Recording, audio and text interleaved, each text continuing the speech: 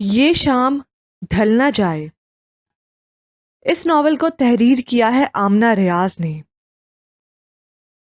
ایسی کیا خاص بات ہے اس نے پوچھا تھا۔ کوئی ایک بات ہو تو بتاؤں، تم اس سے ملو گی تو تم خود ہی پتہ چل جائے گا۔ اچھا، تمہارا وہ ٹام کروز کیا ماتھے پر اپنی خصوصیات لکھوا کر گھومتا ہے جو مجھے ملتے ہی پتہ چل جائے گا؟ اس نے چڑھانے والے انداز میں کہا تھا، اور اس کے بعد بھی وہ وقتاً فوقتاً تحریم کو اسفن کے حوالے سے چھیڑنے سے باز نہیں آتی تھی۔ مجھے لگتا ہے کہ اب مجھے ہی حسین بھائی کے کان بھرنے پڑیں گے، یعنی کہ حد ہے۔ میں حسین بھائی کی جگہ ہوتی اور میری مستقبل قریب کی بیوی اس طرح سے کسی کی تعریفیں کر رہی ہوتی، وہ بھی میرے سامنے، تو پتہ ہے میں کیا کرتی؟ میں فوراً سے پہلے تمہیں قتل کر دیتی تاکہ نہ رہے بانس اور نہ بجے بانسری۔ وہ کم سے کم ایک بار تو اسفد ابراہیم سے ملنا چاہتی تھی۔ تحریم نے اس کا ذکر کر کر کے اس کے اندر تجسس اور اشتیاق پیدا کر دیا تھا۔ تحریم ہر ایک کی تعریف کرنے کی قائل نہیں تھی، وہ بہت کم لوگوں کی تعریف کرتی تھی، اور ایسے لوگ واقعی قابل تعریف ہوتے تھے۔ فارحہ کو یقین تھا کہ اسفد ابراہیم تحریم کی باتوں سے کچھ کم نہیں ہوگا۔ اسے تحریم کی باتوں پر پورا یقین تھا، مگر اس بار اسے حد سے زیادہ مایوسی ہوئی تھی۔ کم سے کم اسے تو یہ بندہ کہیں سے بھی قابل تعریف نہیں لگا تھا۔ سبیحہ آنٹی کو ان کا مطلوبہ سامان فراہم کرنے کے بعد وہ نہ چاہتے ہوئے بھی واپس لان میں آ گئی، جہاں فی الحال محفل عروج پر تھی۔ یوں لگتا تھا جیسے منگنی کی تقریب کے بجائے چھوٹے پیمانے پر کسی کا دعوت ولیمہ ہے۔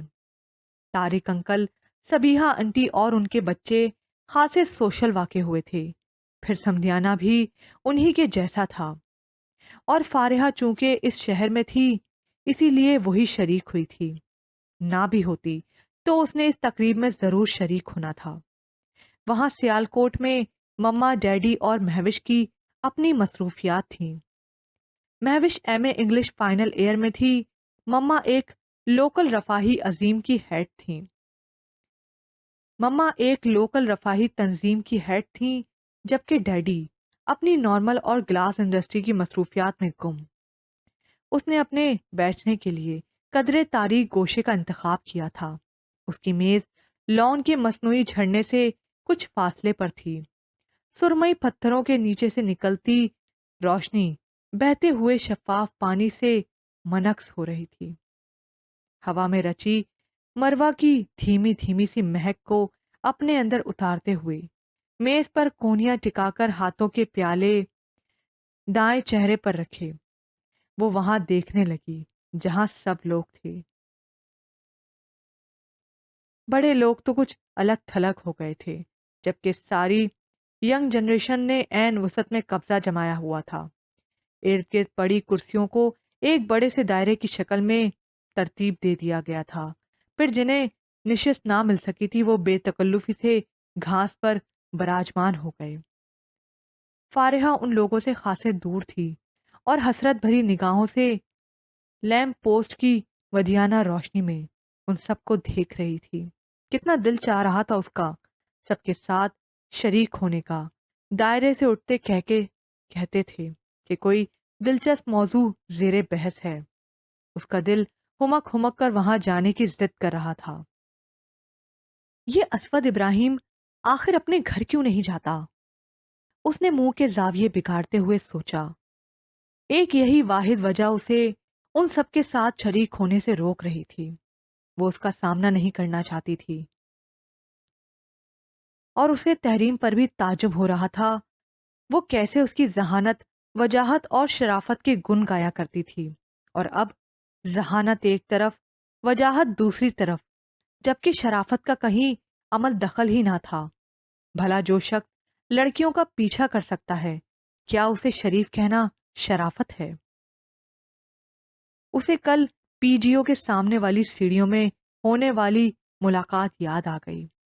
وہ مہوش کو مس یو کا کارڈ پوسٹ کر کے باہر نکلی تھی جب اسے وہ دکھائی دیا، اور ابھی تو وہ حیرت سے پھیلی آنکھوں کے رقبے کو بھی कम नहीं कर पाई थी जब वो खुशगवार सी हैरानी चेहरे पर सजाए उसके सामने आन रुका था। आपने कभी सोचा है कि हमारी मुलाकात सीढ़ियों में ही क्यों होती है? उसके दोस्ताना से इस्तफसार पर वो चंद लम्हे उसे कड़ी निगाहों से देखती रही थी, फिर सांस भरकर संजीदगी से बोली थी, अल्लाह ऐसी नादिर सोचें आपको ही मुबारक करे। अलबत्ता मैंने एक बात जरूर सोची है। क्या? उसने पुरिश्तियाक अंदाज में दरियाफ्त किया। यही कि आप लड़कियों का पीछा करते हैं और ऐसा करते हुए आपको शर्म भी नहीं आती। उसका अंदाज साफ काट खाने वाला था। वो 2 कदम पीछे हटा था। लड़कियों का पीछा और मैं? उसके चेहरे पर आ चुभने की सी कैफियत रकम थी। फिर वो सीधा हुआ और संजीदगी से बोला, आपने मुझे किस किस लड़की का पीछा करते देखा है? फारहा को उसके अंदाज में नागवारी सी महसूस हुई थी, मगर वो नजरअंदाज कर गई। किस किस को दफा करें, मैं तो सिर्फ इतना ही जानती हूं कि आप मेरा पीछा करते हैं और जहां मैं जाती हूं वहां पहुंच जाते हैं। उसका अंदाज अभी भी जारहाना था। और आप ये कहना चाहती हैं कि मैं इस वक्त भी आपका पीछा करता हुआ यहां तक आया हूं? बिल्कुल। उसके पूछने पर फारिहा ने अज़बात में सर हिलाया तो वो बेसाख्तगी से बोला, अहमक हैं आप। भला मैं आपका ताकुब क्यों करूंगा? ये तो आप ही ज्यादा बेहतर बता सकते हैं। मुझे तो सिर्फ इतना ही पता है कि आप लड़कों की आदत होती है, जहां कोई खूबसूरत लड़की देखी चल दिए उसके पीछे। खूबसूरत? उसका कहका जबरदस्त था। उसके तवील फिक्रे में से सिर्फ यही लफ्ज उसकी समझ में आया था। फारिहा ने नागवारी से उसे देखा।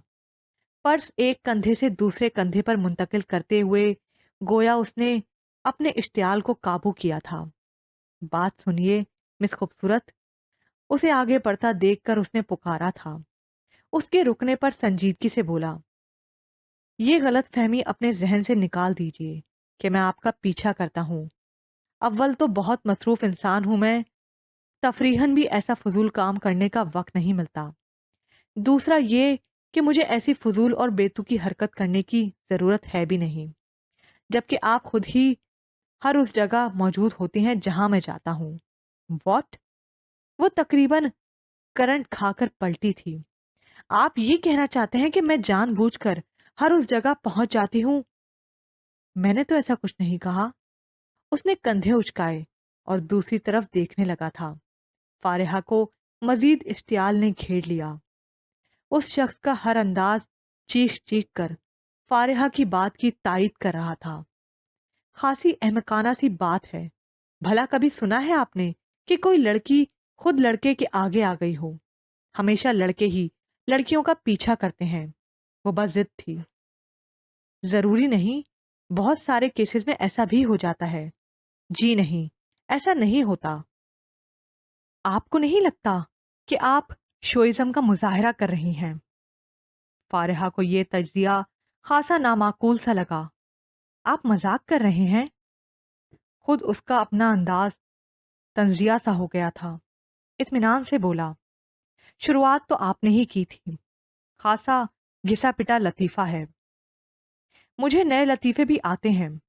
कभी फुर्सत से मिल बैठे तो जरूर सुनाऊंगा। इंशाल्लाह हसरत ही रहेगी। वो मुंह में बड़बड़ाती वहां से हट गई थी। पिछली मुलाकातों में भी यही हुआ था कि वो ना चाहते हुए भी बोलती गई थी और हर दफा गुफ्तगू तोल पकड़ लेती थी। और तो और बात खत्म भी ऐसे मोड़ पर होती थी जहां उसे कोई माकूल जुमला ना मिलता था, जहां वो उसकी गिरफ्त कर सके। उसे इस तन्हा गोशे में बैठे खासा वक्त गुजर चुका था। इतना वक्त गुजर चुका था कि वो मुंह के बुरे बुरे जाविये बनाती और हसरत से उन लोगों को देखती भी थक गई थी। ज्यादा गुस्सा तो तहरीम पर आने लगा था, जो आज उसे कतई फरामोश किए बैठी थी। क्या इतने लोगों के दरमियान तहरीम को एक बार भी मेरी कमी महसूस नहीं हुई? उसने बदगुमानी से सोचा था, क्या था अगर जो एक बार उसका हाथ पकड़कर اسے ان سب کے درمیان لے جاتی، پھر تو وہ صرف تحریم کا دل رکھنے کی خاطر اسود ابراہیم کے جملوں کا بھی سامنا کر لیتی، مگر تحریم صاحبہ کا دل تو اب مکمل طور پر رکھا جا چکا تھا۔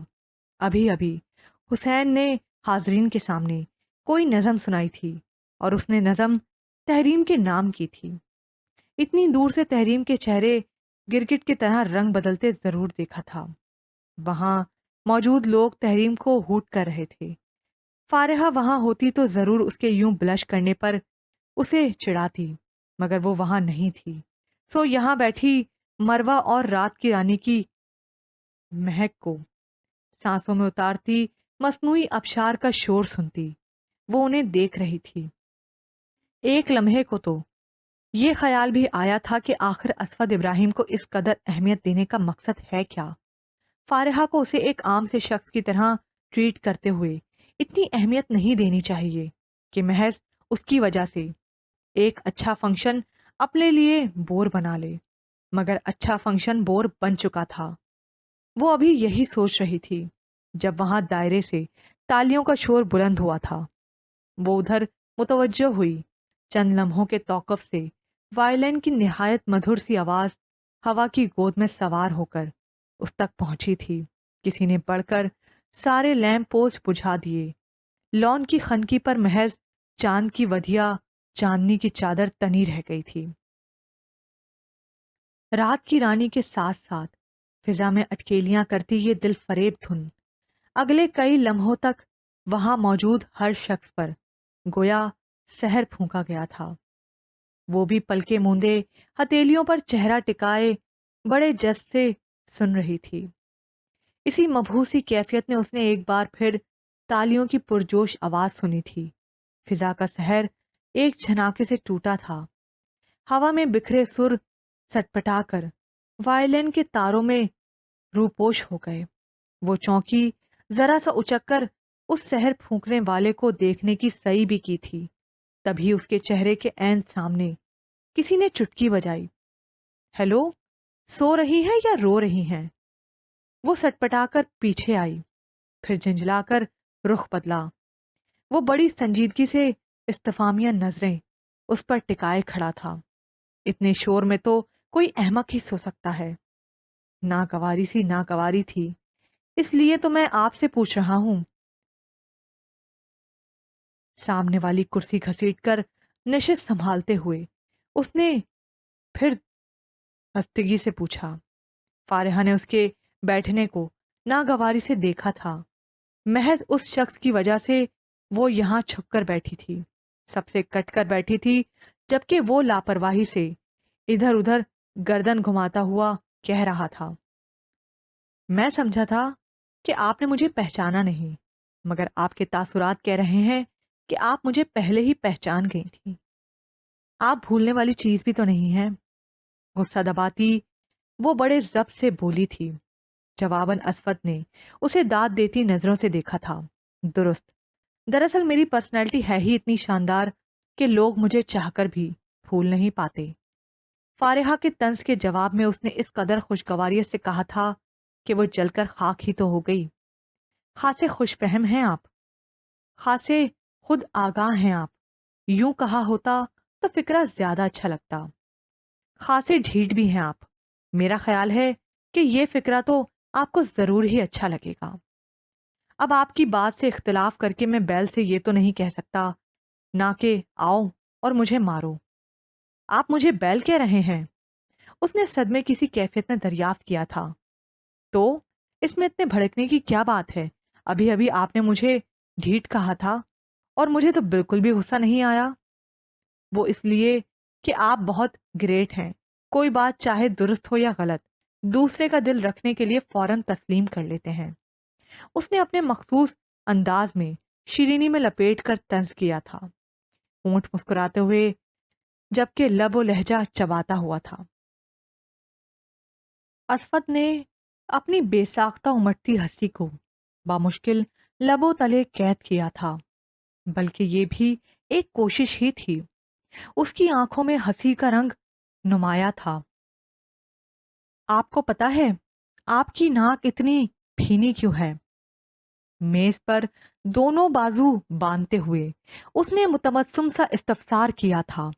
اس بات پر جہاں فارحہ متعجب ہوئی تھی، وہیں قریب آتی تحریم کو بھی تحیر نے گھیر لیا تھا۔ بوجھ کی وجہ سے فارحہ کو خاموش دیکھ کر اس نے کہا، دراصل آپ کی ناک پر ہر وقت غصے کا بوجھ اس قدر رہتا ہے کہ بیچاری ناک تھک کر بیٹھ گئی ہے۔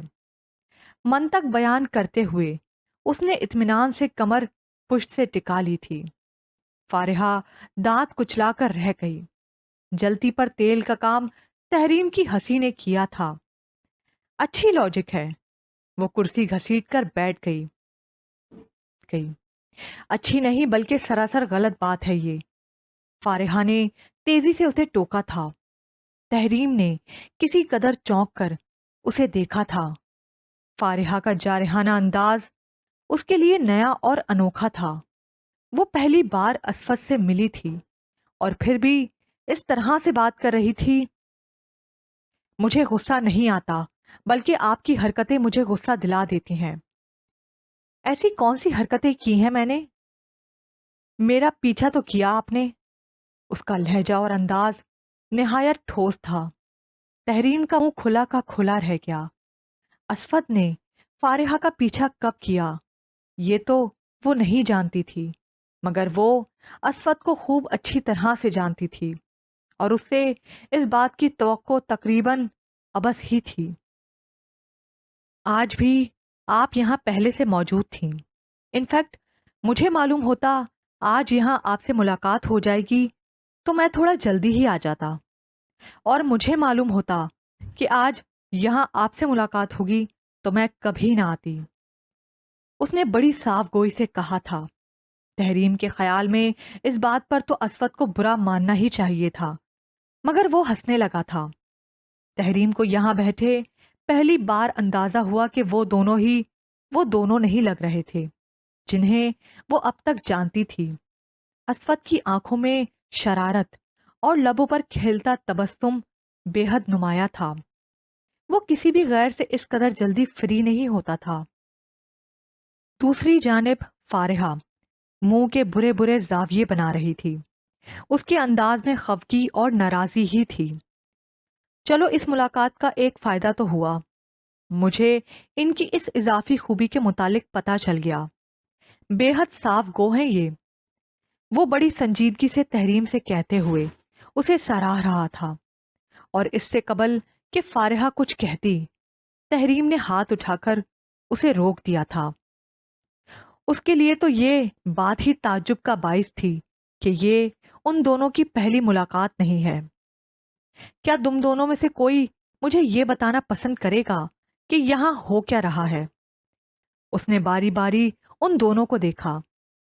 میں تمہاری فرینڈ کی تعریف کر رہا تھا مگر یہ برا مان گئی۔ واٹ؟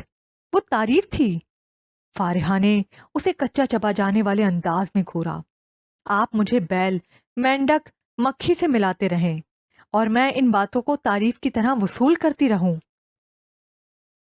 ویل، میں نے تو آپ کی تھوڑی سی تعریف کی تھی۔ دیکھیں، مجھے لگتا ہے کہ آپ دونوں کے درمیان کچھ مس انڈرسٹینڈنگ ہو گئی ہے، اور اس مس انڈرسٹینڈنگ کو صرف مل جل کر ہی سلجھایا جا سکتا ہے۔ تحریم نے منصفانہ رویہ اختیار کیا۔ تم دونوں مجھے بتاؤ کہ اصل میں ہوا کیا ہے۔ کچھ خاص نہیں، بس اس دن شاپنگ سینٹر میں۔ نہیں، میں بتاتی ہوں۔ فارحہ نے ساری بات تمام تر جزیات کے ساتھ بتانی شروع کی، مگر ابھی بک فیئر تک ہی پہنچی تھی کہ تحریم کو اس کے پاپا نے بلوا لیا۔ اسے ناچار اٹھنا پڑا۔ میں ابھی واپس آ رہی ہوں، خدا کے لیے دوبارہ جھگڑا مت شروع کر دینا۔ میں بھی تمہارے ساتھ چلتی ہوں۔ نہیں، تم یہیں بیٹھو۔ وہ چلی گئی۔ فارحہ مصلحتاً بیٹھی رہی اور رخ بھی بدل لیا، مگر اس سب کے باوجود اسے اپنے چہرے پر پھیلے خفا خفا سے انداز کو ختم کرنے میں دقت ہوئی تھی۔ اچھا ایک بات تو بتائیں، آپ کو کتابوں سے واقعی دلچسپی ہے یا اس دن صرف خود کو لاپرواہ ظاہر کرنے کے لیے اس اسٹال پر رک گئی تھی؟ کچھ دیر بعد اسفت نے پھر اسے مخاطب کیا تھا۔ مجھے آپ جیسے کام کرنے کا شوق نہیں ہے، اس نے کہا، لہجہ قدرے دھیما اور کم جارحانہ تھا، بس وہ خفا خفا سی لگ رہی تھی۔ آپ کو کیسے پتا کہ میں کیا کام کرتا ہوں؟ اس نے پھر پوچھا تو وہ اطمینان سے بولی، میرا تو خیال ہے کہ آپ کوئی بھی کام نہیں کرتے سوائے سوائے خوبصورت لڑکیوں کا پیچھا کرنے کے۔ اسود نے اس کا جملہ مکمل کر دیا تھا۔ فارحہ نے ایک زچھی سنجیدہ سی نگاہ اس پر ڈالی۔ وہ آنکھوں میں ڈھیر ساری شرارت لیے اسے تک رہا تھا۔ بالکل، وہ کچھ اور کہنے والی تھی مگر کہا یہ۔ جواباً وہ محظوظ ہوتا مسکرایا تھا، محترمہ ڈاکٹر ہوں میں، شکل سے تو نہیں لگتے۔ بہرحال حساب چکانے کا موقع اسے ابھی میسر آ ہی گیا تھا۔ مشکل سے کیا لگتا ہوں؟ اس نے دلچسپی سے پوچھا تو وہ ایک شان بے نیازی سے بولی، یہ مت پوچھئے کیونکہ جھوٹ میں بولتی نہیں اور سچ بتاؤں گی تو آپ برا مان جائیں گے۔ اسے کہتے ہیں مزاج شناسی۔ ابھی تو ہماری چوتھی ہی ملاقات ہے اور آپ کو تو پتہ بھی چل گیا کہ کون سی بات مجھے بری لگ سکتی ہے۔ سوچتا ہوں دو ایک اور ملاقاتیں اور خدا نہ کرے۔ فارحہ نے دہل کر اس کی بات قطع کی تھی، اور اسے مزاج شناسی نہیں بلکہ عمومی رویہ کہتے ہیں۔ سچ بات ہر ایک کو بری لگتی ہے۔ اچھا، اس نے تعجب سے کہا، شاید اسی لیے میرے بیل کہنے پر آپ اس قدر خفا ہو گئی تھیں۔ وہ تڑک کر پلٹی تھی۔ یوں؟ اور اس سے آگے اسے کچھ سمجھ نہیں آیا تھا۔ تبھی بڑے اشتعال سے سامنے والی کرسی کو ٹھوکر مار کر اٹھی تھی اور دوسرے ہی پل پاؤں کی انگلیوں کے پوروں کو لگنے والی ضرب سے لب بھینچ لیے تھے، ساتھ ہی آنکھیں بھی۔ آنکھیں کھولی تو اسفند بند ہونٹوں پر مٹھی جمائے مسکراہٹ دباتا بڑی دلچسپی سے اسے تک رہا تھا۔ وہ بڑے ضبط سے کھڑی ہوئی تھی اور اس کے اس دل جلا دینے والے انداز کو نظر انداز کر کے گزر جانا چاہتی تھی، مگر آپ ایک انتہائی بدتمیز انسان ہیں۔ نہ تو لڑکیوں کا پیچھا کرتے ہوئے آپ کو شرم آتی ہے اور نہ ایک انسان کو تکلیف میں دیکھ کر مسکراتے ہوئے شرم آتی ہے۔ وہ قدم اٹھاتے اٹھاتے رکی تھی اور پلٹ کر کھا جانے والی نظروں سے اسے گھورا تھا۔ میں دعا کروں گی کہ آپ بھی ایسے ہی کرسی سے ٹھوکر کھائیں، تب میں بھی آپ کو دیکھ کر یوں ہی مسکراؤں گی جیسے آپ مسکرا رہے ہیں، بالکل ایک لنگور کی طرح۔ اور اسفت کے بے ساختہ کہکے نے دور تک اس کا تعقب کیا تھا۔ کلائی میں ڈھیروں ڈھیر چوڑیاں چڑھانے کے بعد اس نے آئینے میں خود پر ایک تنقیدی نگاہ ڈالی تھی اور کانوں میں بندے پہنتی تحریم کے سامنے جا رکی تھی۔ کیسی لگ رہی ہوں؟ اس کے پوچھنے پر بیڈ پر نیم دراز تحریم نے کتاب بند کر کے آنکھوں پر ٹکا بلکہ ناک پر پسلتا نظر کا چشمہ درست کرتے ہوئے سر تاپا اسے دیکھا تھا۔ تم اچھی لگ رہی ہو، اس نے سنجیدگی سے کہا تھا، لیکن اتنا تیار ہونے کے بعد اچھا لگنا بھی کوئی اچھا لگنا ہوا؟ بھائی انسان کو میری طرح ہونا چاہیے، یعنی سادگی میں بھی اچھا لگے۔ اب یہ تو کوئی بات نہ ہوئی نا کہ آپ ڈھیروں ڈھیر میک اپ تھوپ لیں اور پھر پوچھیں کہ میں کیسی لگ رہی ہوں۔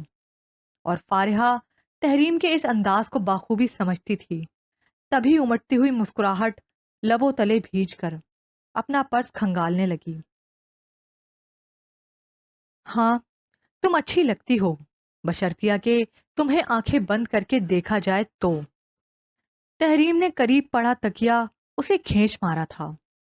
جھوٹوں کا عالمی مقابلہ اگر کبھی منعقد ہوا تو پہلا انعام تم ہی کو ملے گا۔ مجھ سے پہلے حسین بھائی اس انعام کے حقدار ہوں گے۔ میں نے اکثر انہیں تمہاری تعریف کرتے سنا ہے۔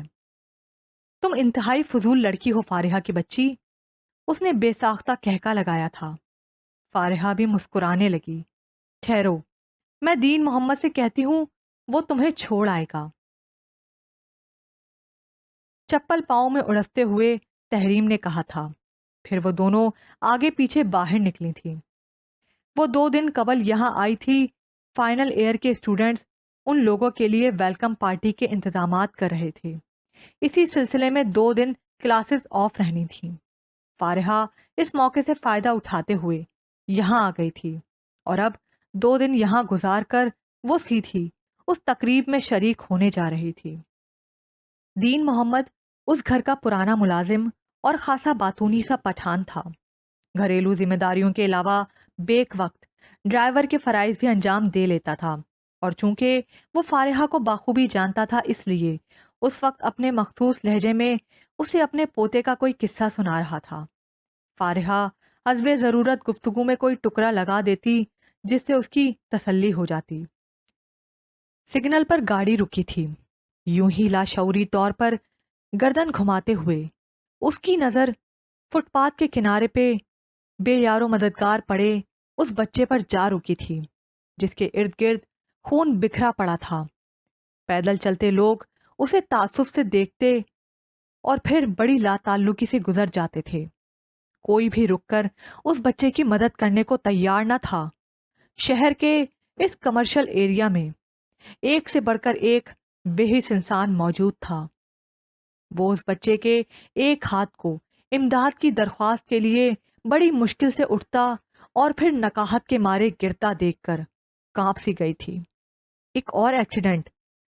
اس نے دین محمد کا تعصب بھرا جملہ سنا تھا۔ سگنل کھل چکا تھا۔